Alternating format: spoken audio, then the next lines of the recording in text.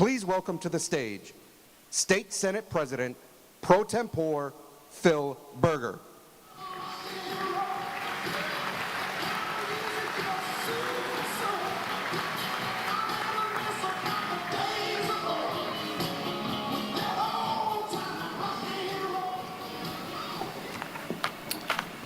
Hello, I'm Phil Berger. I currently represent the people in Rockingham and Guilford County in the North Carolina Senate, and I'm also the Senate President Pro Tem and the leader of the Republicans in the North Carolina Senate. You know, North Carolinians are fed up with woke politicians and judges who put dangerous criminals on our streets. We can keep citizens and communities safe by standing up to those who are content in allowing dangerous criminals to roam free. In Washington, D.C., President Trump demonstrated to the nation that standing strong with law enforcement and enforcing the law addresses our most serious crime problems. President Trump's tough on crime approach is the gold standard. He's showing soft on crime prosecutors, judges, and mayors that their pro-crime policies will not be tolerated.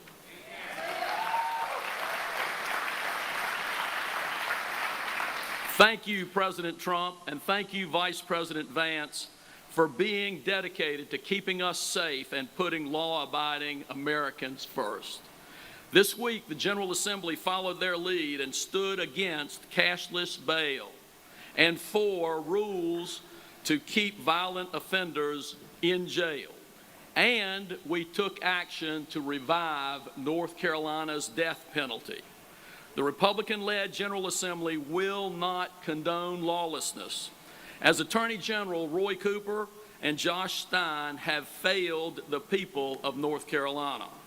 This week, Democrats in the state Senate panicked when I introduced an amendment to Irina's law that would force the Stein administration to take effective steps to carry out North Carolina's death penalty. They fled and refused to vote. If Josh Stein refuses to sign Irina's law, he's showing North Carolinians who he really stands with. And it's not the law-abiding citizens of North Carolina. It's special interests and soft-on-crime politicians that want to open jail cells and let criminals roam free and endanger you and the rest of the public. As long as Republicans control the state Senate, as long as I am the leader of the state Senate, that will not occur. I want to thank you for being here. God bless you. God bless America. Thank you.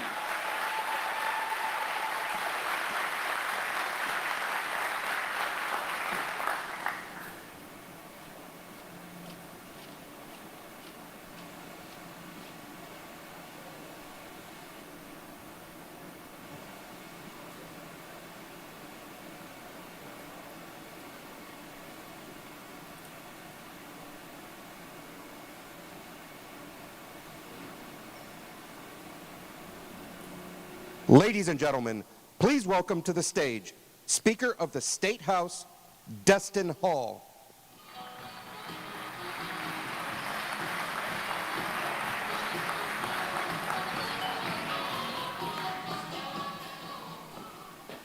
Isn't it great to have a president who enforces the rule of law again, finally?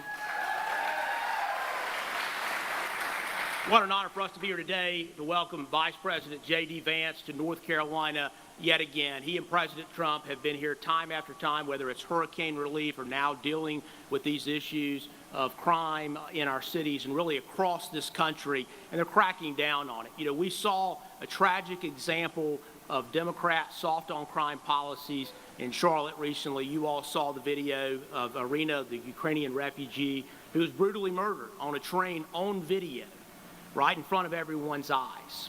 And this was an individual who murdered her, who had interacted with law enforcement time and time again. And it's not the cops on the street's fault. They're arresting this person and they're taking him into the court system. And then you have soft on crime, left-wing Democrats, whether they be a magistrate or a judge, who are letting those folks go again and again, and the results are tragic, just like we saw in Charlotte. And so, as you heard Senator Berger say, we're putting a stop to that in North Carolina. We passed Irina's law yesterday that's going to make sure that folks like that, when they interact with law enforcement and they get arrested, that they actually stay in, that the judicial system does something to keep those dangerous folks off of our streets. Because we don't have to live that way. We don't have to be New York and California where they let crime run rampant. And we're going to put a stop to it here in North Carolina. And with President Trump's help and Vice President Vance's help at the federal level, we're going to continue to crack down on crime. We've also been working very hard on illegal immigration in North Carolina.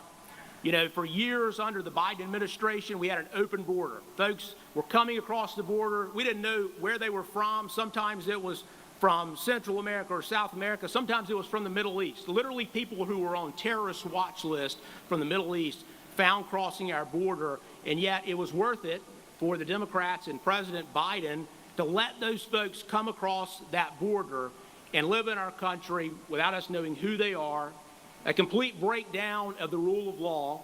And so we acted here in this state.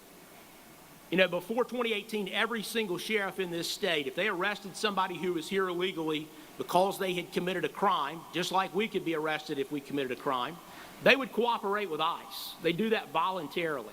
And then starting in 2018, we saw a small number of left-wing sheriffs get elected in some of our largest counties. And if you can believe it or not, they completely stopped cooperating with ICE. So what does that mean? That means they arrest somebody because they were charged with a serious crime in this state, and they also find out they're here illegally. And they query ICE, and ICE says, we want to come and take that person. And there were sheriffs who would refuse to cooperate with them, period. Simply would not hand that person over to ICE if they had a detainer. And so we've changed the law. We've made it to where sheriffs had to cooperate with ICE. And we were down to just one or two left who were not wanting to cooperate. And so we've fixed that yet again, because if you're here in this country illegally, you've already broken the law, quite frankly. If you cross our border without authorization to do so, that is a crime. And I'm thankful that we have an administration now with President Trump and Vice President Vance that's going to enforce those laws that are on our books and not allow for the Democratic open borders policies to continue. And we're going to keep doing on the state level everything we can, making sure that when our law enforcement, when they interact with folks who are here illegally committing crimes, they cooperate with ICE, because if you're here illegally, you have to go. It's as simple as that. Many people do it the right way, and they've done it for many years.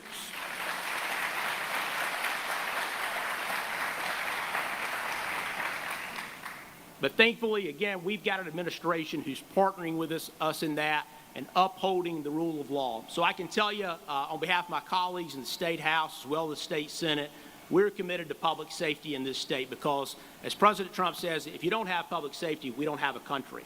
And the same thing in North Carolina. If our streets are not safe, no matter where it's at, no matter whether it's in a small town or whether it's in uptown Charlotte, if we don't have safe seats, we simply do not have a country, and we don't have to live the way we have, putting up with violent crime.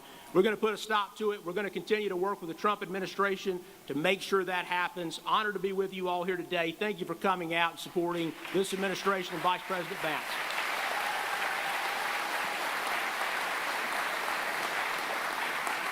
All right, so you're watching Live Impact News on WCNC Plus. I'm Nick Sturdivant. Carlene's here. Deb is here in studio. Right now, you're watching live. This is out of Concord. So we are awaiting to hear from Vice President JD Vance, who was in Greensboro this morning. He's talking about, he's expected to talk. There he is. Let's pop him up full. We just heard from North Carolina House Speaker Destin Hall. Talking about Arena's Law, named after Arena Zariska, but right there on your screen is Vice President JD Vance coming off of Air Force 2. He is now in his motorcade and is driving off. Again, he was in Greensboro this morning.